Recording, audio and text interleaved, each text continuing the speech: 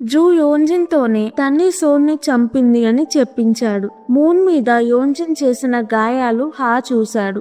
ఇవాళ మనం డిస్కస్ చేయబోతున్న K drama the glory part 7. మీరు దీనికి ముందు పార్ట్స్ చూడకపోతే డిస్క్రిప్షన్ లో లింక్ ఇచ్చాను, వెళ్ళి చూడండి. నేను డ్రామా ఎక్స్ప్లెనేషన్ తో పాటు movies, anime, web series explanation కూడా చేస్తున్నాను. మీకు ఇంట్రెస్ట్ ఉంటే నా మిగతా ఛానల్స్ ని విజిట్ చేయండి. లింక్స్ డిస్క్రిప్షన్ పిన్ కామెంట్ లో పెట్టాను.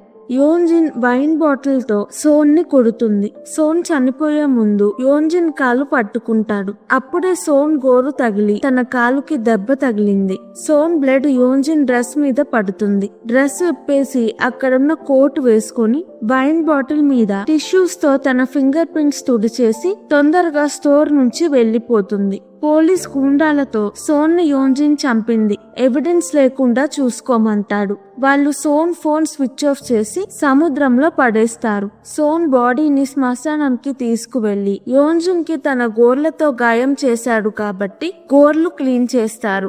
ఇప్పుడు జూ హాస్పిటల్లో యోన్జిన్ కి మెలకువ వస్తుంది. మీరేం చేశారు అంటూ టెన్షన్ లో అక్కడ నుంచి వెళ్లిపోతుంది. ఇంటికి వెళ్ళాక జూ తనకి ఏమైనా చేశాడా అని చెక్ చేసుకుంటుంది. బాడీ మీద గాయాలేమీ ఉండవు. హా మూన్ ని కలుస్తాడు. మూన్, నేను యోన్జిన్ లైఫ్ లో నుంచి అందరూ వెళ్లిపోయేలా చేస్తున్నాను, మీరు కూడా. మీరు వెళ్లిపోతే యోన్జిన్ కి తను చేసిన తప్పు తెలుస్తుంది అంటుంది. హా, యోన్జిన్ ని వదిలి నేను వెళ్ళను, ఎందుకో నాకు కూడా తెలియదు అంటాడు. నెక్స్ట్ రోజు కాంగ్ కూతురు వీసా ఇంటర్వ్యూ పాస్ అయ్యి అమెరికాకి వెళ్లడానికి రెడీగా ఉంటుంది. హాస్పిటల్లో ఒక డాక్టర్ యోన్జిన్ అమ్మతో యూన్ బాడీని చూడడానికి సోన్ వచ్చాడు అని చెప్తాడు. యోన్జిన్ అమ్మ సోన్ ఎందుకు వచ్చాడు, అసలేం జరుగుతుంది అని టెన్షన్ పడుతుంది. యోన్జిన్ మత్తులో ఉంది కాబట్టి తనకి జూ తనతో సోన్ గురించి అడిగాడో లేదో క్లారిటీ ఉండదు. జూని కలిసి, నేను నిన్న సడన్ గా వెళ్లిపోయినందుకు సారీ,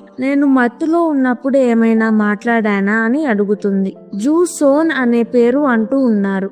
ఎనస్థీషియా ఇచ్చినప్పుడు అందరూ ఏవేవో మాట్లాడతారు అంటాడు. యోన్జిన్, నాకు ఏదో చెడ్డ కల వచ్చి ఉంటుంది అంటుంది. యోన్జిన్ హాకి, నేను ఇంటికి వచ్చి నీ కోసం వంట వండుతాను అని మెసేజ్ పెడుతుంది. ఇంటికి వెళ్లి చూసేసరికి హా సలాడ్ తింటూ ఉంటాడు. యోన్జిన్, నేను పంపిన మెసేజ్ చూడలేదా అంటే హా చూశాను అంటాడు. యోన్జిన్ కి కోపం వస్తుంది. మూన్ తో మళ్ళీ గో ఆడావా అని అడిగితే హా, మూన్ తో నాకు గో ఆడాలనిపిస్తుంది, తనని ఎలాగైనా ఓడించాలని ఉంది అంటాడు. యోన్జిన్, నువ్వు నన్ను మోసం చేస్తున్నావు అంటుంది. హా నవ్వి, నువ్వు జోన్ తో అఫైర్ పెట్టుకొని నన్ను మోసం చేస్తున్న దానికన్నా నేను చేసేది తక్కువే అంటాడు.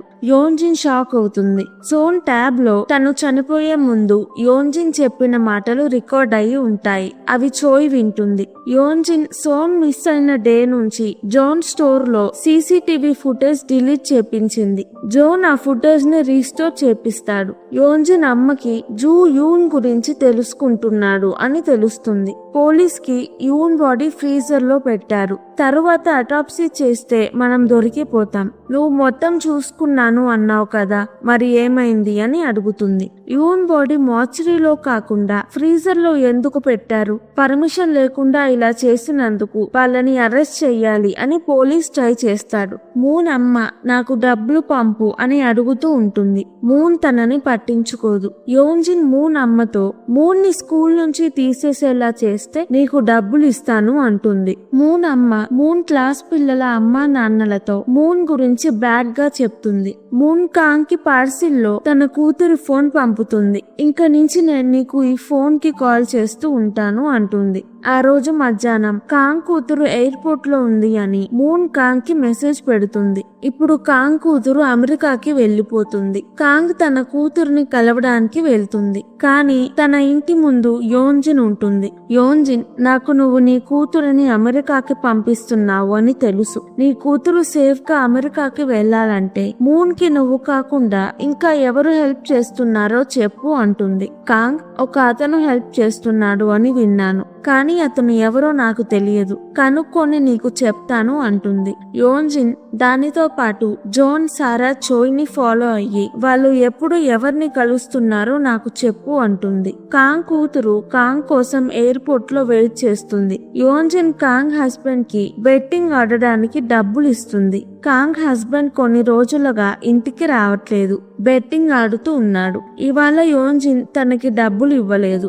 యోన్జిన్ కాంగ్ తో నీ హస్బెండ్ ఇవాళ తొందరగా ఇంటికి వస్తాడు, నీకు పనిష్మెంట్ ఇవ్వాలి కదా అంటుంది. కాంగ్ తన కూతుర్ని కలవడానికి వెళ్తే తన హస్బెండ్ కి డౌట్ వస్తుంది అని కాంగ్ ఇంట్లోనే ఉంటుంది, ఎయిర్పోర్ట్ కి వెళ్ళదు. తన హస్బెండ్ వచ్చి జాబ్ ఎందుకు మానేసావు, ఇప్పుడు బెట్టింగ్ ఆడడానికి నా దగ్గర డబ్బులు లేవు, మన కూతురిని నాకు చెప్పకుండా ఎక్కడికి పంపించావు అని కొడతాడు. కాంగ్ సైలెంట్ గా ఉంటుంది. కాంగ్ కూతురు ఫ్లైట్ టైం అవుతుంది, మా అమ్మ నన్ను చూడడానికి రాలేదు అని బాధపడుతూ ఫ్లైట్ ఎక్కుతుంది. కాంగ్ తన కూతురిని కలవలేకపోతుంది. మూంగ్ కాంగ్ కూతురిని దూరం నుంచి చూస్తూ ఉంటుంది. కాంగ్ రాలేకపోయిందని తనకి కూడా బాధ వేస్తుంది. కాంగ్ కూతురు అమెరికాకి వెళ్ళాక కాంగ్ కి మెసేజ్ పెడుతుంది, నేను బానే ఉన్నాను, నువ్వు వస్తావని ఎదురు చూశాను, నువ్వు రాలేదు, నీ కోసం ఇక్కడ వెయిట్ చేస్తూ ఉంటాను, ఐ లవ్ యూ అని మెసేజ్ పెడుతుంది. కాంగ్ ఆ మెసేజ్ చదివి ఏడుస్తుంది. తన హస్బెండ్ కి తన కూతురు గురించి తెలియకూడదు అని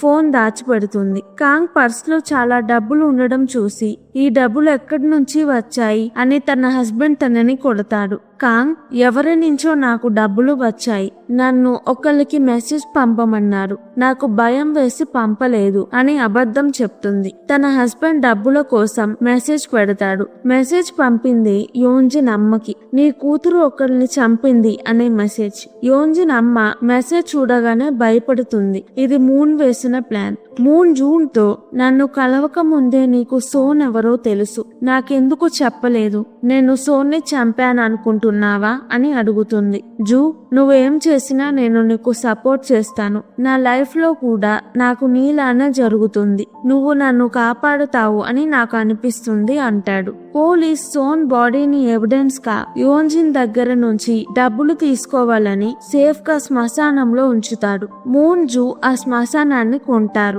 అది ఎవరికీ తెలియదు. మూన్ దగ్గర ఇప్పుడు సోన్ బాడీ ఉంటుంది. యోన్జిన్ మీద పగ తీర్చుకోవడానికి తన నెక్స్ట్ ప్లాన్ ఏంటి?